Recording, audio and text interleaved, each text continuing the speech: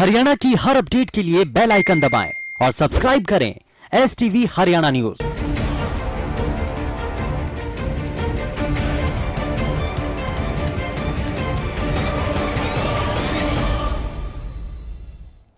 नमस्कार, हरियाणा न्यूज में आपका स्वागत और मैं हूं आपके साथ सोनिया सत्यानीता। देश में लगातार कोरोना के मामले बढ़ते ही जा रहे हैं और मरीजों की संख्या 74,000 के पार हो चुकी है, जबकि मरने वालों का आंकड़ा 2,400 से ज्यादा हो गया है।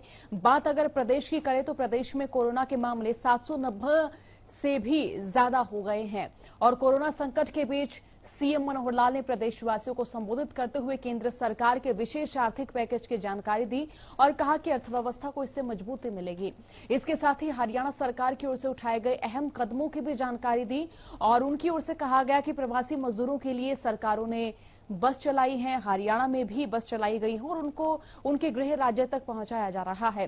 तो वहीं इसी बीच दिल्ली मेट्रो ने भी अपनी तैयारियां पूर्ण कर ली हैं, लेकिन सवाल ये बना हुआ है कि क्या मेट्रो को हरियाणा में आने की अनुमति मिलेगी, क्योंकि जिस तरह से प्रदेश में कोरोना का दिल्ली से कनेक्शन मिला है, उसके बाद प्रदेश सरकार पूरी तरह से सख्त हो गई है। अब बस इंतजार है तो इस महामारी के खत्म होने का। लेकिन विश्व स्वास्थ्य संगठन ने आशंका जाहिर की है कि कोरोना वायरस से जुड़ी बीमारी ऐसी हो सकती है जो कभी खत्म ना हो। WHO ने कहा कि हो सकता है कि कोरोना वायरस समुदायों के बीच बना रहे, जिसका भविष्य में कभी खात्मा ना हो। अब ऐसे में चिंता बढ़ाने वाली खबर भी है कि क्या सही में ऐसा भी कुछ हो सकता है, क्योंकि जिस बीमारी से निजात पाने में इतना वक्त लग रहा हो, अगर वो भविष्य में भी बरकरार रहती है तो इसके क्या क्या परिणाम होंगे, क्या किया जाएगा। आज इन्हीं मुद्दों पर हम बात करेंगे और चर्चा में हम यही बात करेंगे कि आखिरकार कोरोना का जो संक्रमण है रुकने का नाम नहीं ले रहा है। चर्चा में हमारे साथ डॉक्टर पंकज वत्स मौजूद हैं, जो कि पूर्व निदेशक हैं स्वास्थ्य सेवा हरियाणा। डॉक्टर पंकज, बहुत स्वागत है आपका हरियाणा न्यूज पर। नमस्कार डॉक्टर पंकज, हम WHO की रिपोर्ट की बात कर रहे हैं। WHO की ओर से कहा गया है कि हो सके हमें जीवन भर कोरोना के साथ जीना पड़े। कितने सहमत हैं आप? नहीं, ये बात तो ठीक है, क्योंकि वायरस है और ये वायरस जो है वो पूरे वर्ल्ड में फैला हुआ है और सबसे बड़ी बात है कि वायरस म्यूटेट हो जाता है, अपने चरित्र को बदल लेता है, तो किसी न किसी रूप में वो रह सकता है। वायरस को खत्म नहीं कर रहे हैं हम। आप देखिएगा, कोई भी वायरस अगर होता है उसकी लाइफ अपनी सेल्फ लिमिटिंग लाइफ रहती है। कोई वायरस 2 दिन में, कोई 4 दिन में, कोई 10 दिन में, कोई 15 दिन में अपने आप सेल्फ लिमिट होता है। कोई भी वायरस को मारने के लिए कोई दवाई नहीं बनती है। उसके जो साइड इफेक्ट्स हैं या उसके जो सिम्टम्स आते हैं उनको ट्रीट किया जाता है। किसी को बुखार आया, खांसी आया, फेफड़ों में समस्या हुई, सारे पेन हो गए, तो डॉक्टर्स केवल उसका सिम्टोमेटिक ट्रीटमेंट करते हैं। जो जो लक्षण आते हैं, जो जो मरीज की स्थिति होती है, उस हिसाब से उसका इलाज करते हैं। वैक्सीन जो है, अगर वैक्सीन आ जाती है तो वो उसके संक्रमण को होने ही नहीं देती है, उसको रोक लेती है। और इलाज जो सिम्टोमेटिक करते हैं और कुछ ड्रग्स हैं वो उसके इलाज करने के लिए काम आती हैं, लेकिन वायरस को उसमें से एटमॉस्फेयर में से खत्म करना वो संभव नहीं है। ये तो स्वाभाविक रूप से ये किसी भी वायरस पर लागू होता है। अभी जो पुराने वायरस इतने चल रहे हैं, अभी भी फ्लू होता है, पहले भी बहुत लाखों लोग फ्लू से प्रताड़ित होते हैं, करोड़ों पूरे विश्व में करोड़ों लोग प्रताड़ित होते हैं। पहले जो चल रहे हैं सार्स है, मार्स है और जितने भी इस तरह के चलते हैं, अभी हमारे शरीर के चारों तरफ भी और हमारे शरीर पे स्किन में भी हजारों तरह के बैक्टीरिया और वायरसेस उपलब्ध होते हैं, एटमॉस्फेयर में भी उपलब्ध होते हैं। तो WHO ने अगर ध्यान दिया है तो उन्होंने इसमें कि भी वायरस अभी महीने में, 15 दिन में, 2 दिन में लॉकडाउन से या बाकी चीजों से खत्म होने वाला है। डॉक्टर पंकज, जैसे कि लॉकडाउन का तीसरा चरण चल रहा है, चौथे चरण का भी ऐलान हो चुका है, इसी बीच मेट्रो सेवाएं भी शुरू करने पर बात हो रही है, आप इस फैसले पर भी कितने सहमत हैं? देखिए, अभी गुड़गांव के अगर हम आंकड़े देखते हैं तो पहले लॉकडाउन चरण तक 41 केसेस थे। दूसरे लॉकडाउन में और 41 केसेस आ गए जो संपूर्ण लॉकडाउन थे, और जब ये तीसरा लॉकडाउन स्टार्ट हुआ है तो अब तक करीबन 100 से ज्यादा केसेस आ चुके हैं। यानी पहले लॉकडाउन और दूसरे लॉकडाउन को मिलाकर भी उससे भी अधिक केसेस जो है वो अभी आए हैं। और अभी तो 4-5 दिन और बाकी हैं अभी पार्शियली खोलने के।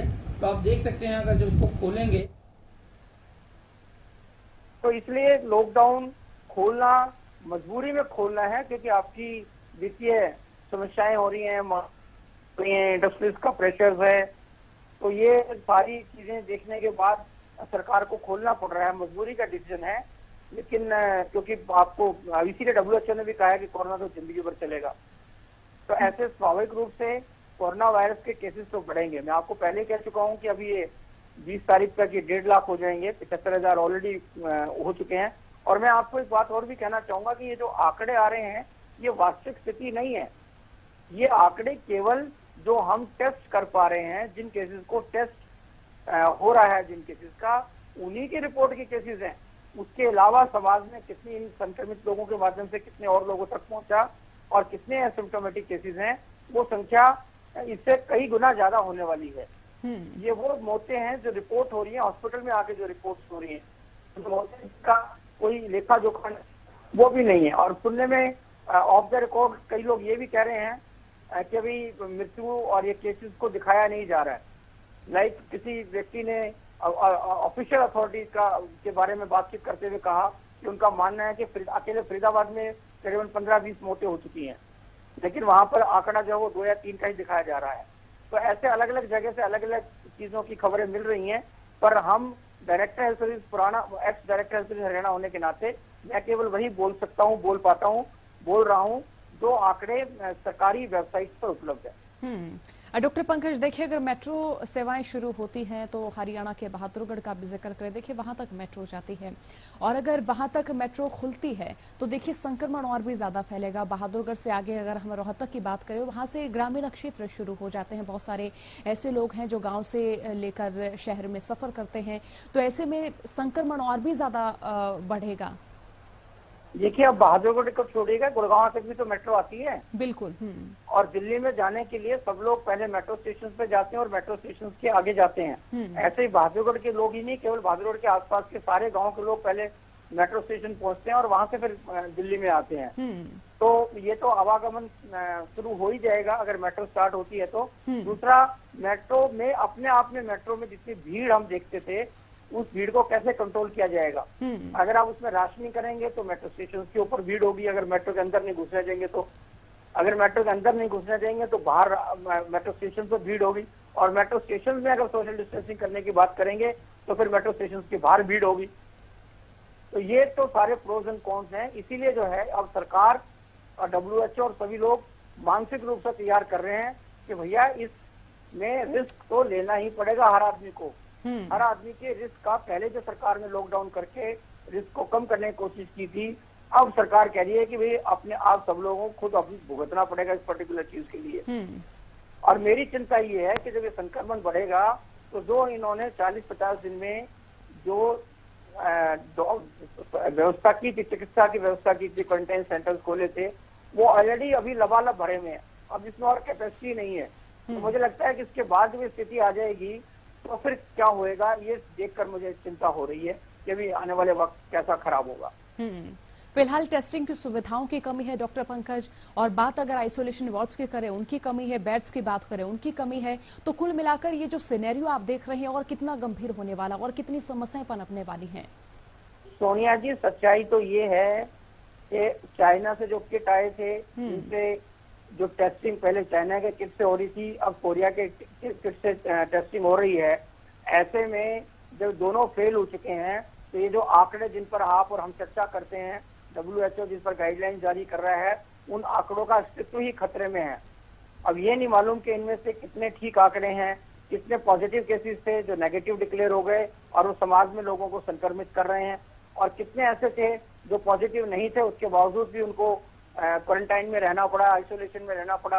ये सारा क्योंकि ये जो आ रही है पिक्चर के 80% वो है वो ठीक हो रहे हैं। दूसरा, ये जो ठीक होने का रेशियो है, इसका भी, अगर उसको संक्रमण था ही नहीं, उसको पॉजिटिव, गलत रिपोर्ट पॉजिटिव आने के कारण उसको रख लिया, तो स्वाभाविक रूप से वो ठीक होकर चला जाएगा। तो हम ये कहें कि जो संक्रमित था और ठीक होकर चला गया। तो ये जो जितने भी आंकड़े जिन पर आज तक हम चर्चा कर रहे हैं, ये सारे के सारे क्वेश्चनेबल हो गए हैं इनके कारण, क्योंकि टेस्ट प्रॉपर नहीं हुए हैं। अब आप देख रहे हैं ऐसी क्या चीज है कि बिहार में आने वाले या दूसरे प्रदेशों में, उड़ीसा में, वो कह रहे हैं कि भी जितने भी लोग उड़ीसा में बाहर से आए वो सभी संक्रमित थे, अधिकतर 90% लोग संक्रमित थे। इसका मतलब उनके प्रदेश के अंदर जहां से वो आए हैं वहां पे उनको आइडेंटिफाई नहीं किया जा सका, और जो जितने लोग वहां पे जहां जहां से आए हैं क्या वहां पे संक्रमण कम्युनिटी में नहीं फैला। तो ये बहुत चिंता का विषय जो है इस समय मुझे नजर आ रहा है, क्योंकि ये टेस्टिंग की भी फैसिलिटी ठीक नहीं है, आंकड़े भी ठीक नहीं है, सब भगवान भरोसे है। और जिस तरह से रियायतें दी गई हैं डॉक्टर पंकज, रियायतें कहीं ना कहीं और ज्यादा मुश्किलें बढ़ाने का सबब बनती नजर आ रही हैं। लोग लॉकडाउन के नियमों का पालन करते हुए भी नजर नहीं आ रहे हो। जिस तरह से रियायतें बढ़ रही हैं, लोग कई चीजों को शौकिया तौर पर भी ले रहे हैं कि लॉकडाउन खुल गया, चलो घूमने चलते हैं, इस तरह का काम भी किया जाए, इस तरह की शॉपिंग भी की जाए। तो इस तमाम चर्चा के मद्देनजर अगर हम इन रियायतों को देखें तो रियायतों को आप किस तरह से देखते हैं?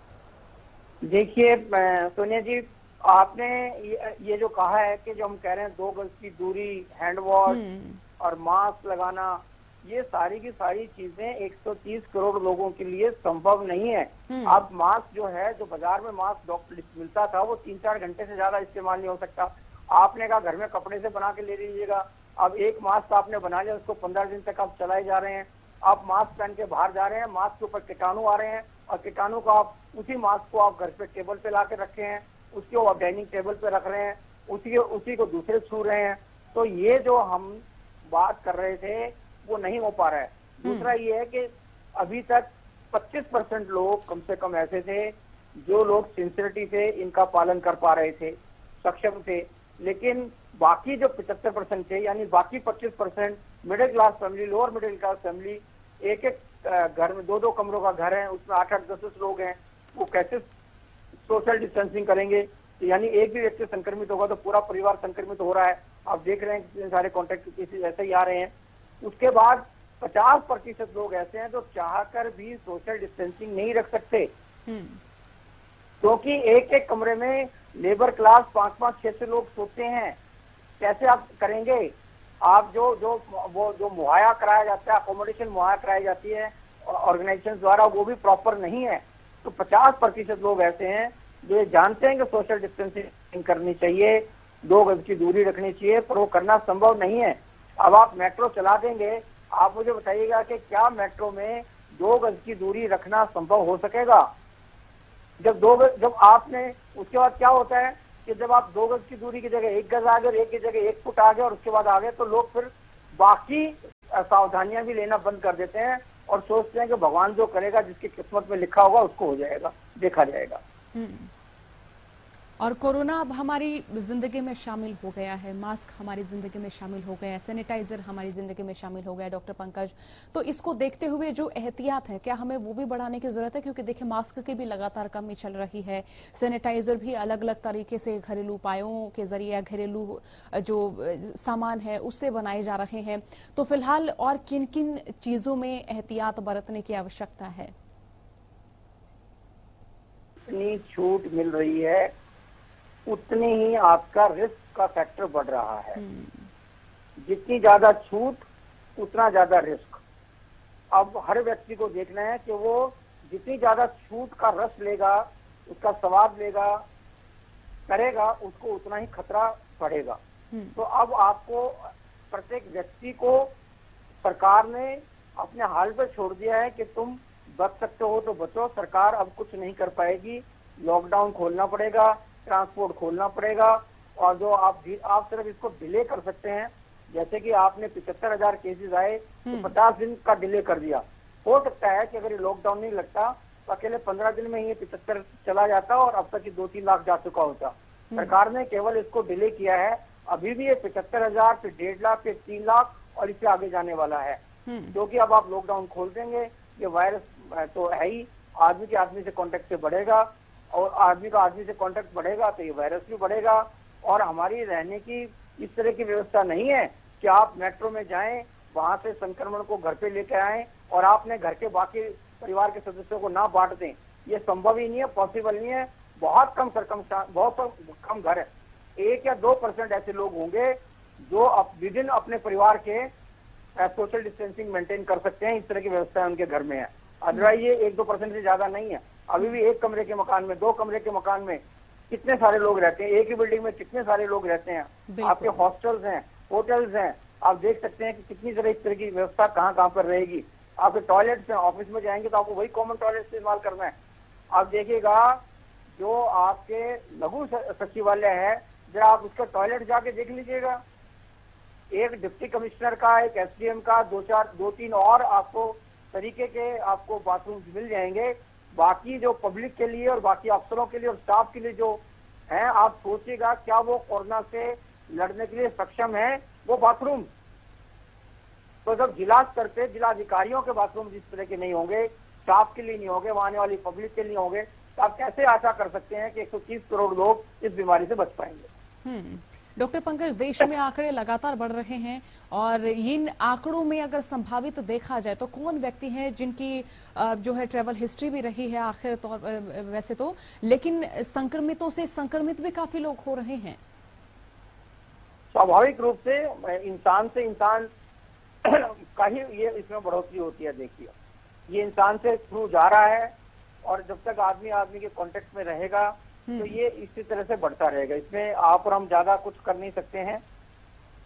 इंसान से लॉकडाउन खुलने के बाद इंसान से इंसान का कांटेक्ट दिन प्रतिदिन बढ़ता जाएगा और जब दिन प्रतिदिन बढ़ता जाएगा तो कोरोना का आंकड़ा भी दिन प्रतिदिन बढ़ता जाएगा। तो इसी भी सवाल ये भी है कि क्या मेट्रो को हरियाणा में आने तक की अनुमति दी जाए, क्योंकि देखिए खतरा लगातार बढ़ता हुआ नजर आ रहा है। जितनी रियायतें दी जाएंगी खतरा उतना ही ज्यादा बढ़ेगा। जिम्मेदारी हालांकि सामाजिक तौर पर नहीं, लेकिन हमें व्यक्तिगत तौर पर सोचनी जरूर पड़ेगी। लेकिन फिर भी जब हम लोगों के संपर्क में आ रहे हैं तो इससे और भी ज्यादा खतरा बढ़ता हुआ माना जाए। देखिए, अभी भी आप देख रहे होंगे कितना भी लॉकडाउन करने के बाद अनेकों लोग, जैसे भी दिल्ली से ट्रेन चली तो वहां गुड़गांव, नोएडा, फरीदाबाद, झज्जर, सब जगह से लोग वहां पे पहुंच गए। कैसे पहुंच गए? इसका मतलब स्ट्रिक्ट लॉकडाउन नहीं हो पाया और संभव ही नहीं है, पॉसिबल भी नहीं है। तो जब आप सारी चीजें खोल ही रहे हो, आप सब रिस्क पे ही ले रहे हो, तो फिर ये बहुत मुश्किल हो जाएगा कि मेट्रो को आप गुड़गांव तक या बहादुरगढ़ तक आने से रोक पाए। ये संभव नहीं होगा। और आपने इसके कारण जो आपने सीमाओं पर उनको रोक दिया आपने, कारों का और बसेस का, तो ऐसे लोग फिर मेट्रो से आएंगे तो मेट्रो की भीड़ और अधिक बढ़ जाएगी। इसलिए ये खतरा तो आप लेना पड़ेगा। मैं भी कई दिनों से कह रहा था कि देखो कोरोना के साथ तो जीना ही पड़ेगा, आपको कैलकुलेटेड रिस्क तो लेना ही पड़ेगा। और संभावित समय माने कोरोना को अपनी जिंदगी में जीने का, तो कब तक कोरोना से निजात पाई जा सकती है डॉक्टर पंकज? कोरोना से निजात नहीं मिलेगी। कोरोना कंट्रोल में आ जाए, लोग हार्ड इम्यूनिटी जो है वो डेवलप हो जाए, वैक्सीन आ जाए, तो इसमें कमी हो पाएगी। लेकिन ये तो देखिए, इसके साथ अब बहुत सारी बीमारियां हैं। उन बीमारियों को जब ह्यूमन से ह्यूमन आ रहा है, कोरोना वायरस जा रहा है, तो क्या ये संभव है कि कोरोना वायरस पूरे एटमॉस्फेयर से पूरे उससे खत्म कर दिया जाए? ये पॉसिबल नहीं है, संभव नहीं है। उसके इफेक्ट को हम कर सकते थे, कम कर सकते थे, वो हमने कर दिया। अभी तक के जो आंकड़े हैं वो बेहतरीन आंकड़े हिंदुस्तान के थे। अब आप देखिएगा कि जहां पर ये बहुत एक्सपेंसिव हुआ, पूरी तैयारी के साथ नहीं हुआ, इवन अमेरिका में जो है, अमेरिका में डेथ रेशियो जो है, यानी जितने टेस्टेड केस हुए और उसमें से जितने लोगों की मौत हुई, वो 4.33 है। स्पेन का जो है वो मरने का रेशो वो 9 यानी 10 मान लीजिएगा 10% था, यानी 100 में से 10 लोग वहां पे मरे हैं। इटली में 100 संक्रमित लोगों में से 14 लोगों की मृत्यु हुई है। लेकिन अभी तक हिंदुस्तान में ये जो मृत्यु रेशियो है, ये केवल 100 में से 3.23 यानी 3 या 4 मरीज जो है वो हर 100 में से की डेथ हुई है। तो उस आंकड़े को देखते हुए अभी हिंदुस्तान की डेथ के रेशियो के आंकड़े बेहतर है।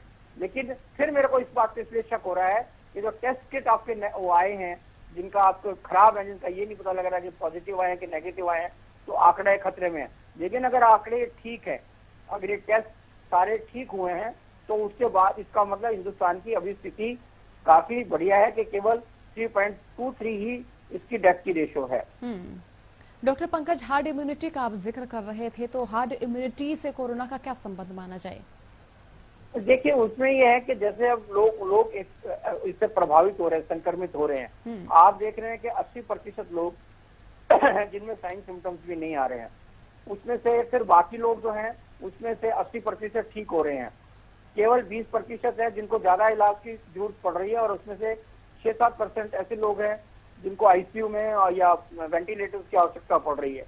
और उसमें से केवल 3-3.5% लोग हैं जिनकी डेथ हो रही है।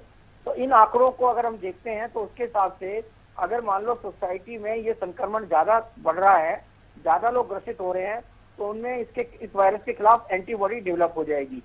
और जब ऐसा मानना है कि करीबन जब ये एंटीबॉडी, जब इससे किसी कम्युनिटी में 60% से ज्यादा लोग अगर संक्रमित हो जाते हैं तो वहां पे हर कम्युनिटी अपनी इम्यूनिटी डेवलप हो जाती है, बाकी लोगों में भी जो इससे ग्रसित भी नहीं होते हैं। तो मुझे लगता है कि हिंदुस्तान शायद इसी डायरेक्शन में हिंदुस्तान जा रहा है और जाना पड़ेगा। प्रदेश के आंकड़ों का जिक्र करें तो डॉक्टर पंकज, प्रदेश में भी आंकड़े लगातार बढ़ते जा रहे हैं। हालांकि बहुत सारे ऐसे लोग हैं जिन्होंने ट्रैवल हिस्ट्री कम कर दी है, बहुत सारे ऐसे केस भी हैं जिनकी ट्रैवल हिस्ट्री रही है, लेकिन कई लोग ऐसे हैं जो संक्रमित व्यक्तियों के संपर्क में आने से संक्रमित हुए हैं। तो प्रदेश की क्या कुछ स्थिति है, कितनी गंभीर प्रदेश की स्थिति मानी जाए? देखिए, प्रदेश की स्थिति में बहुत सारे जिले तो ऐसे हैं जहाँ पे शायद अप्रैल के महीने के शुरुआत में केसेस आए थे। जैसे चरखी दादरी में एक ही केस आया और वहां बढ़ के पूरे महीने में पूरा 7, अब मई के तक भी 4-5 केसेस ही हैं। कैथल में, कुरुक्षेत्र, भिवानी, इसी तरह के रेवाड़ी, हिसार, इनमें सब में 5-7-8 केसेस हैं। और वहीं प्रॉब्लम सारी की सारी आ जाती है जो आपके दिल्ली से सटे हुए डिस्ट्रिक्ट हैं, आपका फरीदाबाद, गुड़गांव, झज्जर और सोनीपत, और फिर इससे आगे जो इसके साथ जुड़ते हैं आपके मेवात में कह लीजिएगा, पलवल में कह लीजिएगा, और आप जो है रोहतक में कह लीजिएगा, उधर आप पानीपत में कह लीजिएगा। इसी तरीके से चंडीगढ़ के साथ लगते हैं तो वहाँ पे आप अम्बाला में कर लीजिएगा, तो वहाँ पर केसेस हैं। लेकिन ये केसेस अभी तक भी आइसोलेटेड केसेस हैं, इनको आइडेंटिफाई किया जा चुका है और इनके सामने कॉन्टैक्ट ट्रेसिंग करके वहाँ पे इसको कंटेन भी किया जा सका है अभी तक। अब लेकिन अभी जो मोमेंट्स बढ़ जाएंगे, देखिए दिल्ली में नौकरी करने के लिए पूरे हरियाणा के लोग जाते हैं। आप, मैं जानता हूं कि इवन सिरसा से भी लोग दिल्ली डेली पैसेंजर्स हैं। और आप देखिएगा कि जब ऐसे लोग अगर संक्रमित हुए और वो सिरसा गए तो सिरसा प्रभावित होगा, और सिरसा से जब ट्रेन में डेली पैसेंजर दिल्ली आएंगे तो रास्ते में कितने लोगों को प्रभावित करेंगे। तो अब तो ये मान के चलिएगा कि जैसे जैसे मोमेंट्स खुलेंगे, जितनी जितनी छूट बढ़ेगी, उतना रिस्क जो है वो बढ़ेगा और उतने ज्यादा केसेस होंगे। और जिस तरह से हम बात कर रहे हैं दिल्ली से आवाजाही की, दिल्ली से आवाजाही रोकने के बाद भी लगातार मामले बढ़े हैं डॉक्टर पंकज। देखिए, फरीदाबाद के अगर आंकड़े देखते हैं, दिल्ली के आंकड़े देखते हैं, तो देखने में यही आ रहा है कि जब से ये लॉकडाउन, जब से स्ट्रिक्ट उसका रोका गया है, सबसे ज्यादा केसेस आ रहे हैं दोनों तीनों जिलों में। क्योंकि आपने लॉकडाउन किया, लेकिन जो केसेस थे जो आप डिटेक्ट हो रहे हैं, ये तो ऑलरेडी दिल्ली और गुड़गांव ऑलरेडी दिल्ली से आ चुके। आपने अब जो लॉकडाउन किया वो लेट किया, आपने बॉर्डर सील किया वो लेट सील किए। क्योंकि जो पहले जो ऑलरेडी आ जा चुके थे, सब्जी को एक दिन में थोड़ी आती, डेली आती थी वो सब्जी मंडी से लोग, सब लोग आ ही जा रहे थे, हेल्थ पर्सनल आ ही जा रहे थे, पुलिस वाले आ ही जा रहे थे, इनके घर यहाँ पे थे। तो ऐसे में संक्रमण तो पहले आया है, और ये लॉकडाउन, ये जो आपने रोके हैं, रास्ते रोके हैं, बॉर्डर जो सील किए हैं, वो आपने बाद में किए हैं। तो अभी तो पुराने केसेस ही उभर के आ रहे हैं। डॉक्टर पंकज, आप जुड़े रहिएगा हमारे साथ। तो लगातार हम चर्चा कर रहे हैं कि फिलहाल लॉकडाउन के चौथे चरण की शुरुआत के साथ हमें कौन कौन से और एहतियात बरतने की जरूरत है, क्योंकि देखिए संक्रमण लगातार बढ़ रहा है। अब सामाजिक जिम्मेदारी नहीं बल्कि व्यक्तिगत जिम्मेदारी बनती है कि हम कितने जागरूक बने, लापरवाही ना करें। फिलहाल वक्त है छोटे से ब्रेक का, फौरन हाजिर होते हैं। ब्रेक के बाद एक बार फिर आप सभी का चर्चा में स्वागत है। लगातार हम चर्चा कर रहे हैं कि कोरोना का संक्रमण लगातार बढ़ रहा है। इस बढ़ते संक्रमण के बीच हम किस तरीके से और भी ज्यादा जागरूक और किस तरीके से अपनी व्यक्तिगत जिम्मेदारी का निर्वहन करें। डॉक्टर पंकज वत्स लगातार हमारे साथ बने हुए हैं। डॉक्टर पंकज, टेस्टिंग में फिलहाल सुधार की कितनी जरूरत आप महसूस कर रहे हैं? देखिए, प्रॉपर टेस्टिंग किट खरीदने पड़ेंगे। टेस्टिंग किट्स की जो स्थिति है वो चिंता का विषय है। प्रॉपर अगर टेस्ट नहीं करेंगे, नेगेटिव के पॉजिटिव और पॉजिटिव के नेगेटिव आएंगे तो सारा ही आपका खेल बिगड़ जाएगा। इसलिए सरकार को सुनिश्चित करना पड़ेगा कि प्रॉपर टेस्टिंग किट से ही टेस्ट किए जा सके। और अगर स्वास्थ्य व्यवस्थाओं का जिक्र करें डॉक्टर पंकज, क्या क्या खामियां फिलहाल आप देख रहे हैं? क्योंकि देखिए लॉकडाउन का तीसरा चरण है, तीसरा चरण भी खत्म होने को, तो ऐसे में ये विषय भी बनता है, ये गंभीर स्थिति भी बनती है कि किस तरह से स्वास्थ्य व्यवस्थाओं में फिलहाल इजाफा करने की जरूरत है। देखिए, आप ये बात मान के चलेगा कि स्वास्थ्य विभाग की ओवरनाइट एक ही दिन में आप कोई परिवर्तन नहीं कर सकते हैं। आपने सेंचुरी तक सालों साल जो है वो स्वास्थ्य विभाग को नेग्लेक्ट किया है, हर सरकार में, चाहे कोई भी सरकार रही है। इस सरकार के स्वास्थ्य मंत्री डॉक्टर हर्षवर्धन आए हैं, सेकंड जब दोबारा जो सरकार बनी है तो स्वास्थ्य मंत्री हैं, तो उन्होंने कुछ इसमें बजट बढ़ाने की कोशिश भी की है, लेकिन वो ऊंट के मुंह में जीरे के बराबर है। ऐसी हालात में डिजास्टर मैनेजमेंट की व्यवस्था को देखते हुए अभी सरकार ने जो प्रयास किए हैं वो 130 करोड़ की जनता को देखते हुए, वही बात मैं पुनः कहूंगा कि ऊंट के मुंह में जीरे के बराबर ही हैं। इसलिए अभी तक जितने भी आपने बेड्स को किया, आपने क्या किया है? आप देखिए, सिविल हॉस्पिटल को आपने यहाँ एकमात्र सिविल हॉस्पिटल था पूरे फरीदाबाद गुड़गांव के अंदर, उस सिविल हॉस्पिटल का अपना 500 बेड का बनाने के लिए जो ओरिजिनल सेंटर था वो बंद कर दिया, उसको 3-4 जगह भेज दिया। सेक्टर 10 में उसको कोविड का हॉस्पिटल बना दिया। अब वहां पे जो बाकी मरीज जा रहे हैं या कोविड के मरीज भी जा रहे हैं, वो बाहर पेड़ों को नीचे बैठ के मरीजों को देखा जा रहा है, ओपीडी बाहर चलाई जा रही है, क्योंकि अंदर इस तरह की स्थिति नहीं है कि कोविड फ्री एटमॉस्फेयर रखा जा सके। उसके बाद साथ में लगते हुए कॉलेज को आपने क्वारंटाइन सेंटर और आइसोलेशन सेंटर बनाया। आपने पहले आपने इनको आइसोलेशन सेंटर बनाया, कम्युनिटी सेंटर्स को। आप देख रहे हैं कि कम्युनिटी सेंटर में क्या होता है, बहुत बड़े से हॉल होते हैं, एक कमरा होता है, कॉमन टॉयलेट्स होते हैं, एक मैदान होता है। ऐसे में आप आइसोलेशन सेंटर्स बनाएंगे, 150 लोगों के रहने की, 200-500 लोगों के रहने की व्यवस्था करेंगे, तो आप समझ सकते हैं कि वास्तव में ये स्थिति क्या है। तो जब ये सारी कोशिशें करने के बावजूद भी जब ये सिचुएशन में कंट्रोल नहीं आया, तो अब इन्होंने क्या किया कि लॉकडाउन खोलिएगा, उसके बाद इन लोगों को, प्रवासी मजदूर, इनको वापस अपने अपने स्थान पर भेजिएगा। तो ये धीरे धीरे मजबूरी में सारा काम हो रहा है। और आप जो स्वास्थ्य सेवाएं हैं वो नगण्य के बराबर उपलब्ध हैं। आप देखिएगा, अभी गाजियाबाद में एक डॉक्टर बीमार हुआ, कोरोना से संक्रमित पॉजिटिव पाया गया, तो गाजियाबाद से लेके पूरे दिल्ली में, गाजियाबाद में, नोएडा में, दिल्ली के किसी हॉस्पिटल में जगह नहीं मिली, तो वहां से उसको झज्जर जो एम्स है वहां पर उसको शिफ्ट किया गया है। तो आप देखिएगा, ओवरनाइट ये कुछ भी इस तरह का इजाफा नहीं कर सकते। आप एक बार सोचिएगा कि आप मान लो आप के पास जो है वो सिर्फ 5,000 रुपए हैं जो तनख्वाह के मिलते हैं, तो आप अपना गुजारा 5,000 में करते हैं। लेकिन अगर अचानक खतरा 40,000, 50,000, लाख रुपए का आ गया, तो आप क्या कर सकते हैं? क्या करेंगे? क्या स्थिति होगी? तो आज जब आपके पास पहले ही 1 लाख के ऊपर पॉपुलेशन पे कितने डॉक्टर्स थे, कितने नर्सेज थी, कितने बेड्स थे, तो रातों रात थोड़ी आप इसमें सारे का सारा परिवर्तित कर देंगे। तो ये तो धन्यवाद इस वायरस का, हिंदुस्तान की जनता की इम्यूनिटी इस प्रकार से है कि यहाँ पे अभी ये डेथ रेशियो बहुत कम आ रही है, 80% लोगों में संक्रमण नहीं हो रहा है। अगर ये पूरे के पूरे संक्रमित लोग अगर अपना इसमें लक्षण आ जाएं, अगर 75,000 लोगों को वेंटिलेटर की आवश्यकता पड़ जाती, तो कहाँ से हमारे पास? तो ये संभव नहीं है। हाँ, सरकार ने जितनी क्षमता थी उसकी तरफ दिशा में किया, काम जरूर किया है, लेकिन जो सालों साल आप समझिए 50-60-100 साल से जो जिस तरह से नेग्लेक्ट स्वास्थ्य विभाग को किया गया है, इसका खर्चा 1.5% क्या होता है, 1%, 1.5% जीडीपी का। जहां पे अमेरिका और इटली जैसे, मैं आपको बता रहा हूं कि वहां पे जो खर्चा जीडीपी का कितना % खर्चा स्वास्थ्य पे हो रहा है, इटली में 100 में से 100 संक्रमित लोगों में से 14 की मौत हो रही है। अब देखिए, स्पेन में 10 लोगों की मौत हो रही है, अमेरिका में भी 100 में से 5 लोगों की मौत हो रही है। अब आप देखिएगा, अगर हिंदुस्तान के लोगों की कुछ इम्यूनिटी कह लीजिएगा इस तरह का है, कुछ स्ट्रिक्ट लॉकडाउन जो किया गया उसके कारण है, अदरवाइज यहाँ की डेथ रेशियो भी बहुत ज्यादा बढ़ सकती है। पर क्योंकि यहाँ पे जिस तरह की सुनने में आ रहा है कि मलेरिया की दवाई जो काम आ रही है, तो मलेरिया का संक्रमण हिंदुस्तान में बहुत रहा है, तो बहुत सारे एरिया इस चीज से बचा हुआ है, और अधिक जो बचा हुआ जो आपका सही समय पे आपने जो लॉकडाउन कर दिया। अब ये लॉकडाउन खुलेगा तो दोबारा से स्थिति देखने की जरूरत है।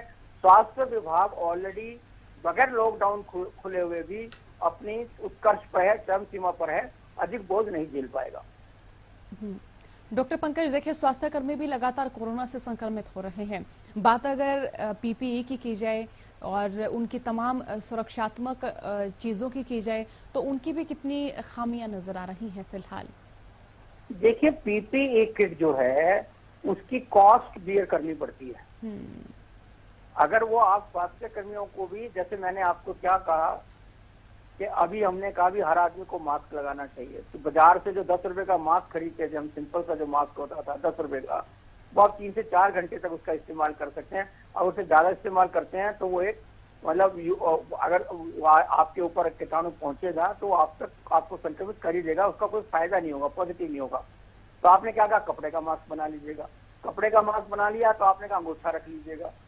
आपने कहा कि जिसको धोएगा कौन, वो धुल नहीं रहा है।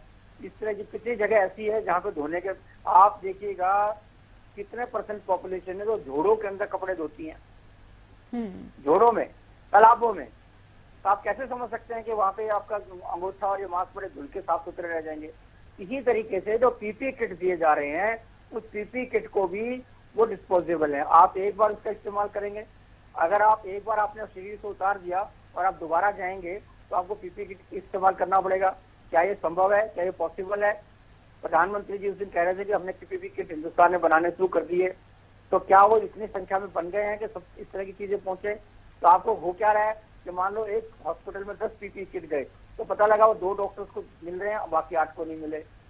या अगर मान लो 20 चले गए तो आपको डॉक्टर्स को मिल गए तो स्टाफ नर्सेज को नहीं मिले, उनको मिले तो पैरामेडिकल स्टाफ को नहीं मिले तो एक दिन में एक अस्पताल में कितने किट की आवश्यकता है? अगर आप उस हिसाब से देखेंगे तो अभी प्रॉपर इक्विपमेंट डॉक्टर्स के पास उपलब्ध नहीं है। उपलब्ध हैं पर प्रॉपर नहीं है, जितने चाहिए उतने नहीं है, तो इसलिए संक्रमित भी हो रहे हैं। आप मेडिसिटी जैसी जगह को देख लीजिएगा, मेडिसिटी से तो बढ़िया अस्पताल तो कोई नहीं कॉर्पोरेट वर्ल्ड में, वहां पे कितने लोग संक्रमित हुए और किन से? वो इटालियंस आए थे, 14 इटालियंस का इलाज हुआ था, उसके बाद कुछ केसेस गिने चुने कुछ चीज और आए होंगे। जितने केसेस आए उससे अधिक वहां के डॉक्टर्स और स्वास्थ्यकर्मी, सुरक्षाकर्मी वो वहां पे अफेक्टेड हुए हैं। तो इसलिए ये सब चीजें चल रही हैं, प्रयास जारी हैं, लेकिन सफिशिएंट नहीं है। डॉक्टर पंकज, फिलहाल देश को, प्रदेश को 3 हिस्सों में विभाजित किया गया है। रेड जोन है, ऑरेंज जोन है और ग्रीन जोन भी है। तो क्या इन जोन में भी तब्दीली करने की आवश्यकता है? देखिए, ये हम भौगोलिक दृष्टि से आपने बोल दिया, जिले की दृष्टि से हमने बोल दिया, तो ये प्रैक्टिकली पॉसिबल नहीं है। आप मुझे एक बार देखिएगा कि पूरे हिंदुस्तान में जितनी शराब की तस्करी इस समय में हुई है लॉकडाउन में, उतना इतिहास में कभी नहीं हुई होगी। और तस्करी कहां से? शराब की फैक्ट्रियों से, L1 के स्टेशन से, गोदामों से, और पूरे हिंदुस्तान में घरों तक पहुंची है। आप देखिएगा 100 रुपए की बोतल के हजार रुपए लिए गए हैं। पूरा माफिया जिसमें सरकार के नुमाइंदे भी सम्मिलित हैं, जब ये घरों घरों में पहुंच सकते हैं तो आप कैसे करें कि लॉकडाउन था? आप कैसे मान सकते हैं कि लॉकडाउन था? लॉकडाउन था तो एक पर्टिकुलर जगह पे अगर शराब है तो वहां से बाहर निकल के जाएगी कैसे? लेकिन संभव नहीं है। तो इसी तरीके से जैसे शराब घरों में पहुंच रही है, उसी तरीके से कोरोना वायरस भी प्रदेश में, देश में सभी जगह पहुंच रहा है। शराब को कौन लेके जा रहा है? इंसान लेके जा रहे हैं, इंसान ही लेके जा रहे होंगे ना शराब को। तो जब शराब पूरे देश में कोने कोने में, घरों घरों तक पहुंच सकती है, तो कोरोना वायरस को क्या प्रॉब्लम है? कोरोना वायरस भी उन इंसानों के माध्यम से हर जगह पहुंच रहा है।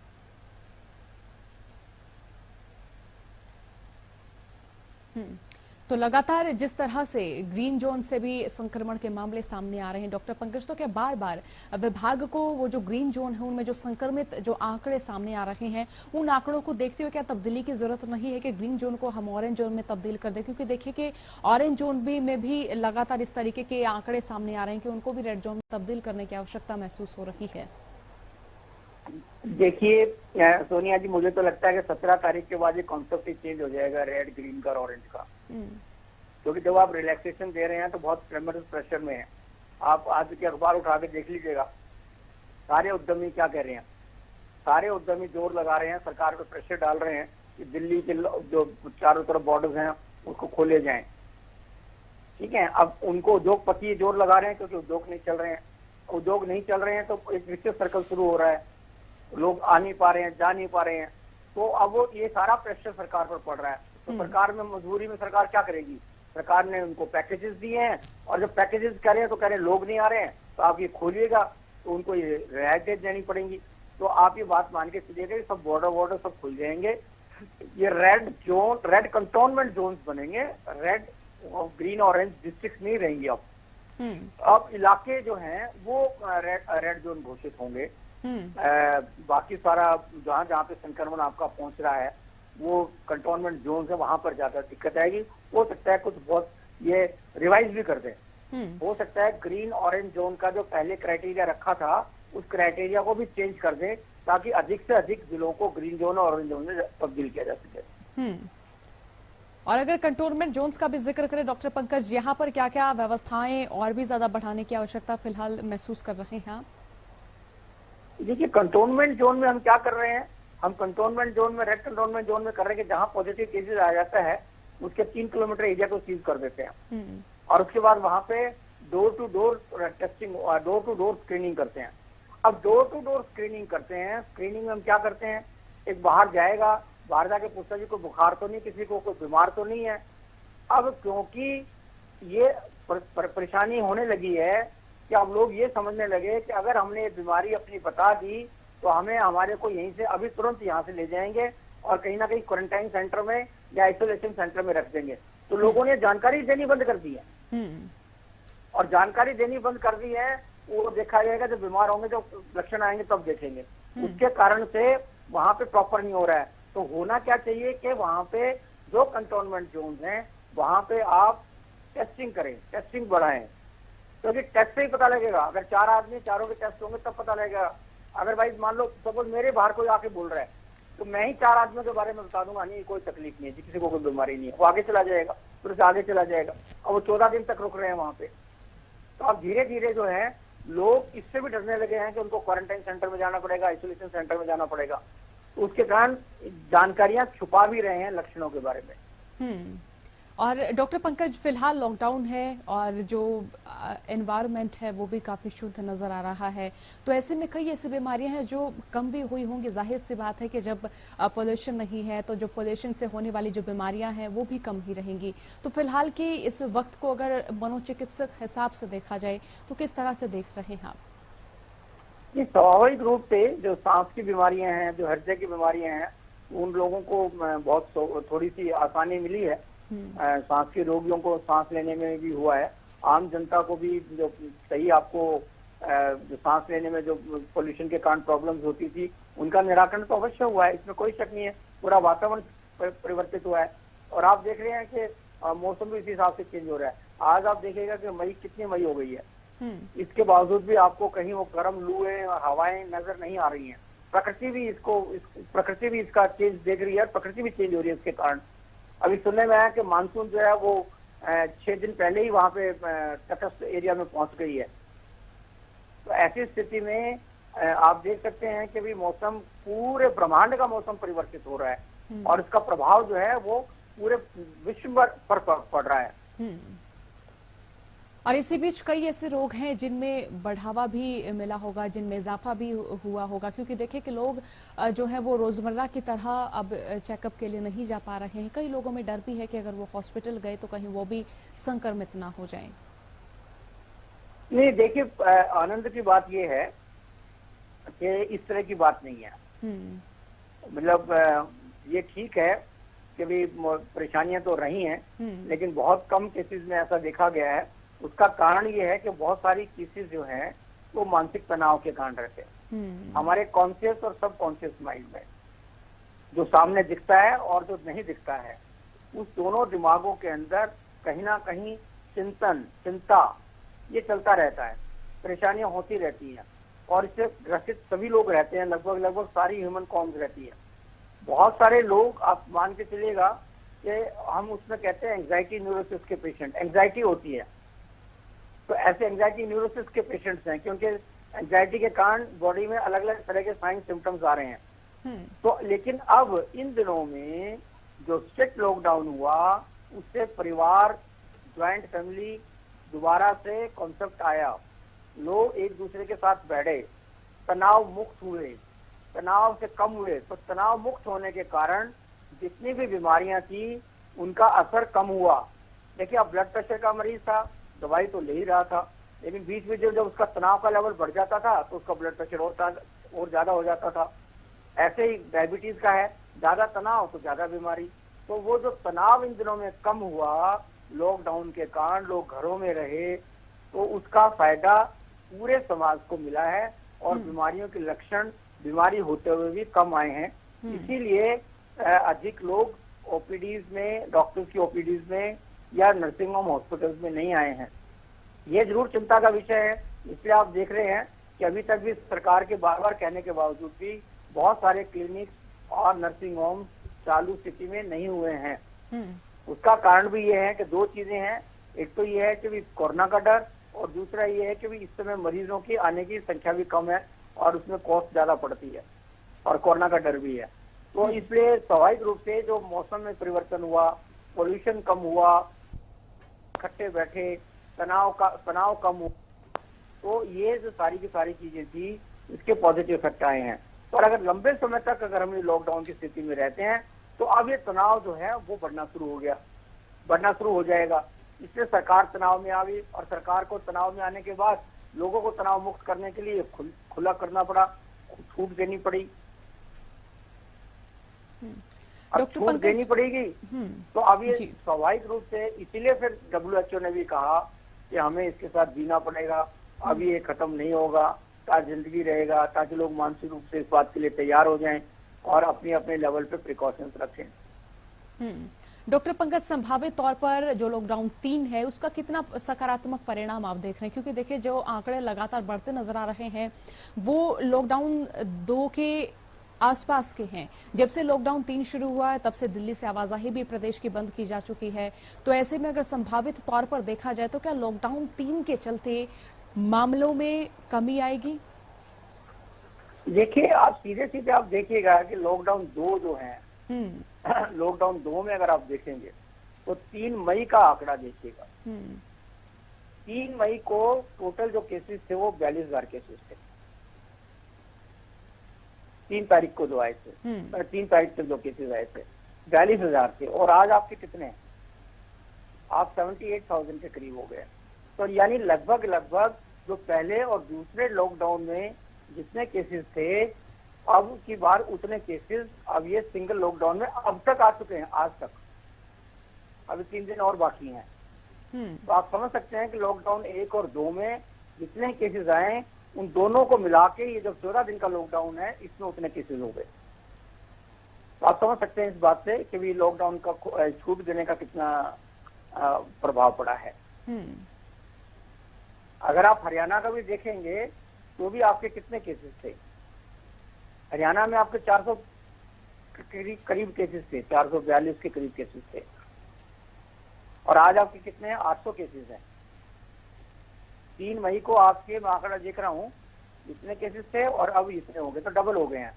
और अभी 3-4 दिन और बाकी हैं, और अभी तक जो इन दिनों में जो टेस्ट लिए होंगे उनकी रिपोर्ट 17 तारीख के बाद आने वाली है, 18, 19, 20 तक आने वाली है, तो इसमें संक्रमित लोग होंगे। तो आप समझ सकते हैं कि लॉकडाउन 1 और 2 में जितने केसेस थे लॉकडाउन 3 में उसके डबल हो गए हैं। और लोग जिन जिन सावधानियों को अपना रहे हैं डॉक्टर पंकज, उनमें क्या क्या इजाफा करने की जरूरत है? क्योंकि चर्चा में जरूरी हो जाता है कि हम लोगों को ये भी बताएं कि आप फिलहाल जिन जिन सावधानियों का पालन कर रहे हैं, चाहे वो मास्क हो, चाहे सैनिटाइजर हो, खान पान हो, तो उनमें और क्या क्या इजाफा करने की जरूरत है? देखिए, आपको ये जो बातें बार बार बताई जा रही थी, उन चीजों को आपको अपने जीवन में ही उतारना पड़ेगा। आप सबसे पहले आप ये नियम बनाएं कि आप घर से तभी जाएंगे जब बहुत बड़ी मजबूरी है। घर से तभी जाएंगे, घर के एक सदस्य या 2 सदस्य जो काम करने वाले वही लोग जाएंगे। उसके बाद आप जब जाएंगे तो अपना मास्क पहनेंगे। ये ध्यान रखेंगे कि आपका मास्क ठीक हो। आपके पास इतने मास्क होने चाहिए कि जब भी आप घर से बाहर जाएं, घर में वापस आने के बाद उस मास्क को धोने के लिए रखें, और दूसरी बार जाएं तो दूसरा मास्क लेके जाएं। इस प्रकार जैसे आप अपने कपड़े बदलते थे, सप्ताह में जितने कपड़े बदलते थे, उसी तरीके से आपको मास्क भी इसी हिसाब से रखना पड़ेगा कि आप बार बार उनको बदल सके, उनको प्रायोरिटी पर आपको वॉच करना पड़ेगा। आप ये सोचेगा जब भी आप किसी चीज को छू लेते हैं, अनचाही चीज को छूते हैं, तो कोशिश करें कि आप सैनिटाइजर का इस्तेमाल करें या आप साबुन से हाथ धोएं। ये सारे के सारे नियम का आपने लाइफ में, अपने जीवन में, अपने और अपने परिवार के सभी सदस्यों से ऐसा कराना सुनिश्चित करना पड़ेगा। बिल्कुल, बहुत बहुत शुक्रिया डॉक्टर पंकज चर्चा में शामिल होने के लिए। और लगातार हमने चर्चा की कि किस तरह से इस लॉकडाउन के चलते हम अब अपनी सावधानियों में इजाफा कर सकते हैं। देखिए, इसी बीच जरूरी हो जाता है कि आंकड़े लगातार बढ़ रहे हैं और इन बढ़ते आंकड़ों के बीच हम कितने जागरूक नजर आ रहे हैं, कितने सावधान और कितने सतर्क नजर आ रहे हैं। चर्चा में फिलहाल के लिए इतना ही। बने रहिए हरियाणा न्यूज के साथ। नमस्कार।